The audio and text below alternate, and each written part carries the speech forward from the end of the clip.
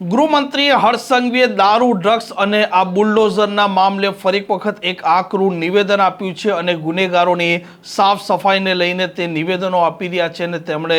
રાજકોટમાં આપેલું આ નિવેદન છે તે હવે ચર્ચાનું કેન્દ્ર બન્યું છે। વૈષ્ણવજન તો તેને કહીએ જે પીડ પરાઈ જાનાને રે। નમસ્કાર, આપ જોઈ રહ્યા છો નવજીવન ન્યૂઝ અને હું છું આપની સાથે તોફિક ગાંચી। ગુજરાતમાં જે પ્રકારે આ ગુનેગારોના ગેરકાયદે સામ્રાજ્ય તોડવા માટે ગૃહમંત્રી હર્ષ સંઘવીએ આદેશ આપ્યા છે અને આ ગુનેગારો સરકારી જમીન પર દબાણો કરતા હોય છે, ગેરકાયદે વીજ કનેક્શન મેળવી, પાણી કનેક્શન મેળવી લેતા હોય છે અને તેમનો રોફ જાળતા હોય છે। આવા ગુનેગારો છે, આ ગુનેગારોને તેમની હેસિયત બતાવવા માટે હવે ગુજરાતની પોલીસને ગૃહમંત્રી હર્ષ સંઘવીએ આદેશ પણ આપ્યા છે અને વર્તમાન સમયમાં જે પ્રકારે સ્થાનિક સ્વરાજની ચૂંટણીનો માહોલ છે તેમાં એક વાત વારંવાર ગૃહમંત્રી હર્ષ સંઘવી દોહરાવી રહ્યા છે અને તે વાત છે બુલડોઝરની અને તેઓનું કહેવું છે કે બુલડોઝર ગુજરાતના અલગ અલગ ખૂણામાં જઈ રહ્યું છે અને આ ગુનેગારો છે તેમના ગેરકાયદે સામ્રાજ્યને પણ આ બુલડોઝર છે તે ધ્વસ્ત કરી રહ્યું છે અને રાજકોટના જંગલેશ્વરમાં પણ જે પ્રકારે આ ગુનેગારોનું સામ્રાજ્ય હતું તે 70% ધ્વસ્ત થઈ ચૂક્યું છે અને 30% પણ આગામી દિવસોમાં તે સાફ થઈ જશે અને બુલડોઝરને લઈને અને દારૂ ડ્રગ્સ મામલે જે બુટલેગરો કામ કરી રહ્યા છે તેમના ગેરકાયદે સામ્રાજ્યને બુલડોઝર થકી તોડી નાખ્યું તે મામલે ગૃહમંત્રી હર્ષ સંઘવીનું ફરી એક વખત નિવેદન ચર્ચામાં આવ્યું છે। આ વર્ષે અમદાવાદનું ચંદોલા તળાવ હોય કે રાજકોટનું જંગલેશ્વર હોય, દ્વારકા હોય કે હર્ષદ હોય, સોમનાથ હોય કે કચ્છ હોય,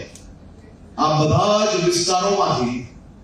રાજ્યના નાગરિકોના હિતમાં સુરક્ષિત રખાયેલી જગ્યાઓ પર જેનું અતિક્રમણ હતું એની ઉપર ભૂપેન્દ્રભાઈ પટેલનું બુલડોઝર ફેરવી લેવામાં આવ્યું છે।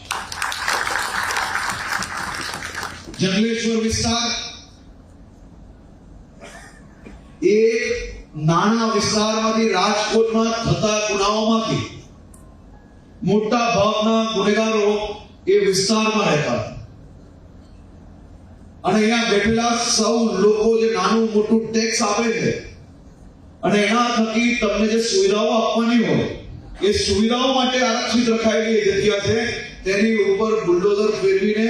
એ જગ્યા પરથી ડ્રગ્સ હોય કે દારૂનો હોય કે પછી લુખ્ખાગીરીનો હોય આ બધું એપિક સેન્ટર ક્લિયર કરવાનું કામ એ આપણી રાજકોટ મહાનગરપાલિકા અને રાજકોટ પોલીસ દ્વારા કરવામાં આવ્યું છે। 70% બાપ થઈ ગયો છે, 30% ની હાઈકોર્ટમાં નજીકના દિવસોમાં તારીખ છે। આખો ક્લિયર કરીને તમારા માટે ભવિષ્યમાં મોટી સુવિધાઓ ત્યાં ઊભી કરવા માટેનો સંકલ્પ અમે લોકોએ લીધું છે અને હું વચન આપવા આવ્યો છું કે ત્યાં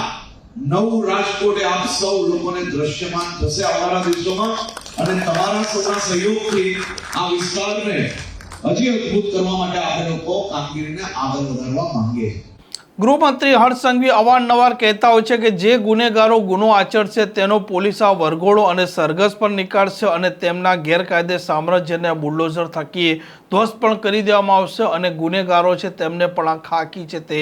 દંડા કેવી રીતે ચાલે તેનો અહેસાસ પણ કરાવશે। આ પ્રકારના સમાચાર માટે નવજીવન ન્યૂઝ ચેનલ સાથે જોડાયેલા રહો। નમસ્કાર।